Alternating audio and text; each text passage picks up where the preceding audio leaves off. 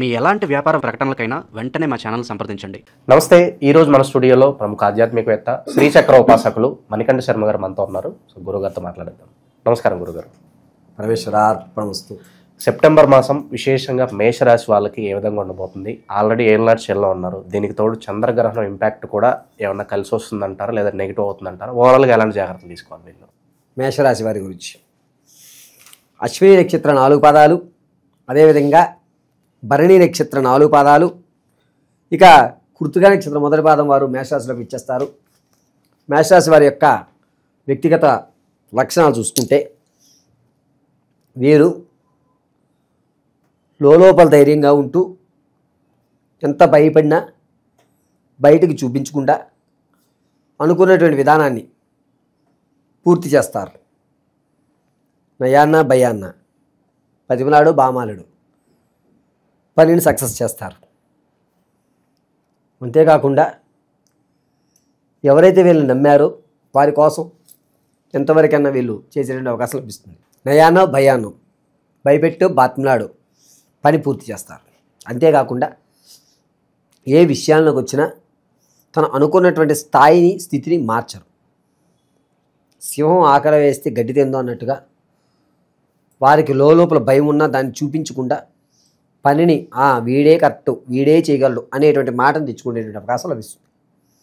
ఇటువంటి వారితో మనం స్నేహం చేయడం వల్ల ఎవరితో ఏ విధంగా మాట్లాడాలి, మన స్థితిని ఎలా మార్చుకోవాలి, అంచనాలు ఎలా వేయాలి అనేటువంటి విషయాలు నేర్చుకోవచ్చు.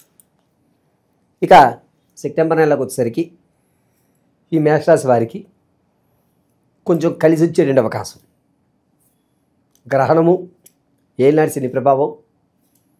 గ్రహణంలో కనుక మంత్రస్పష్టత ఉంటే, మూలమంత్ర వ్యవస్థ కనుక ఉంటే కనుక ఈ రాశివారికి సెప్టెంబర్ నెల కలిసి వచ్చేటువంటి విషయం.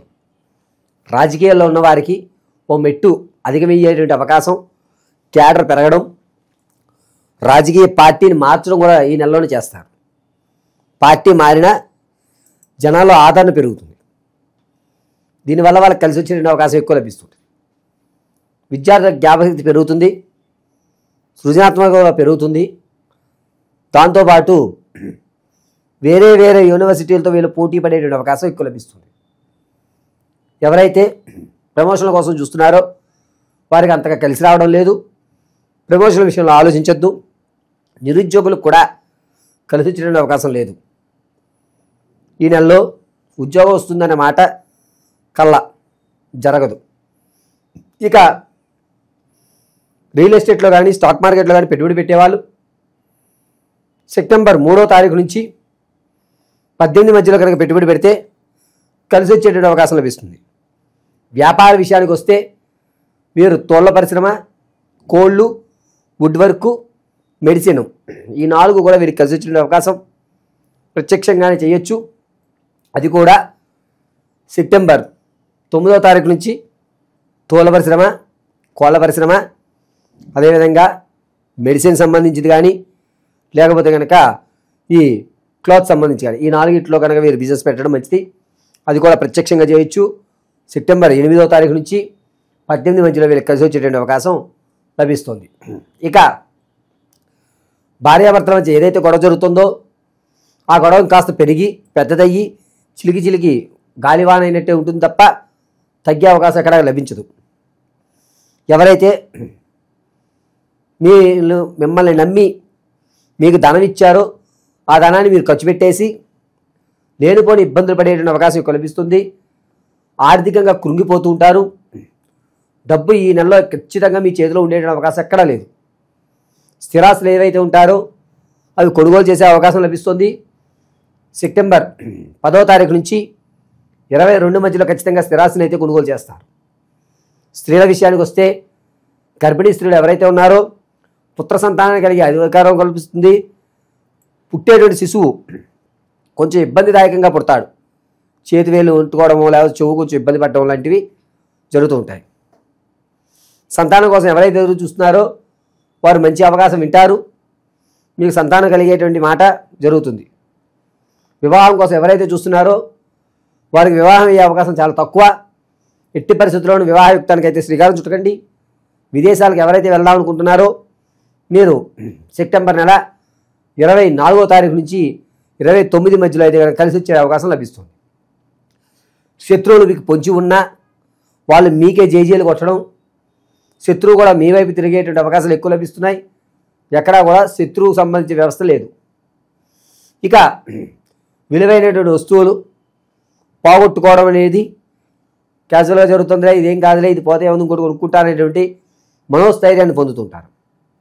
ఆరోగ్య విషయంలో లంగ్స్కి సంబంధించి కానీ కిడ్నీ వ్యవస్థకు సంబంధించి కానీ ఇబ్బంది పడతారు. అది కూడా సెప్టెంబర్ 19వ తారీఖు నుంచి ప్రారంభం చేసుకుని 27వ తారీఖు మధ్యలో ఈ సమస్య మీకు తలెత్తుతూ ఉంటుంది. ఎవరైతే ఇంతకుముందు మిమ్మల్ని అగౌరవపరిచారో వారు మిమ్మల్ని పొగడడం, నువ్వే శరణు, నువ్వు లేకపోతే నాకు ఈ సమస్య పరిష్కారం కాదనే మాట ఈ నెలలో ఖచ్చితంగా మేషరాశి వారు వింటారు. ఇక విశేషంగా ఇంకా బాగా కలిసి రావాలంటే ఎటువంటి పరిహారాలు చేసుకుంటే బాగుంటుందంటారు మేషరాశి? ఇప్పటి వరకు కూడా మనం గోచార రీత్యా ఫలితాలు తీసుకున్నాం.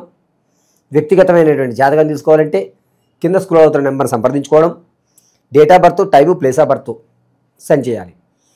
గురుగారు మాకు తెలియదండి అంటే కనుక మీ సెల్ఫీ ఫోటో, దాంతోపాటుగా మేము అడిగేటువంటి 3 ప్రశ్నలకి సమాధానాలు చెప్పడం వల్ల ప్రశ్నా భాగంలోకి వెళ్ళి దాన్ని పరిశీలించి వివాహమా, ఉద్యోగమా, విదేశాలకు వెళ్ళేటువంటి ఇబ్బందులా, లేకపోతే అక్కడ ఆల్రెడీ ఇబ్బందులు పడుతూ ఉన్నారా, మీ సమస్య ఏమిటి, స్థిరాస్తులు కొనుగోలు చేయగలుగుతారా, ప్రేమ వివాహమా, పెద్దవాళ్ళు నిర్ణయించేటువంటి వివాహమా, ఒకవేళ ప్రేమికుల మధ్య దూరం అయితే వాళ్ళు మళ్ళీ కలుస్తారా, ఇటువంటి విషయాలన్నీ కూడా కూలంకషంగా మీకు తెలియజేయడం కింద స్క్రోల్ అవుతున్న నెంబర్ సంప్రదించడం వల్ల జరుగుతుంది. గోచార రీత్యా ఈ ఫలితాలకి ప్రత్యామ్నాయంగా మనం ఏం చెప్పుకోవాలంటే ప్రతినిత్యము కూడా శివుని యొక్క ప్రతిమ ముందు నువ్వుల నూనెతో దీపారాధన చేసి ఓం భం రుద్రాయ నమః అనేటువంటి మంత్రం చెప్పుకోవడం, ఉదయము సాయంత్రం వేళ శివాలయ దర్శనం గావించుకోవడం చాలా మంచిది. ఇలా ఈశ్వరారాధన వీలున్నంతసేపు చేస్తూ ఉండడం వల్ల మీ సమస్య నుంచి గట్టెక్కేటువంటి అవకాశం లభిస్తుంది. ఓవరాల్గా మేషరాశి వారి పరిస్థితి ఈ మాసం ఏ విధంగా ఉండబోతుందో చాలా బాగా వివరించారు. ధన్యవాదాలు గురుగారు. పరమేశ్వరార్పణమస్తు.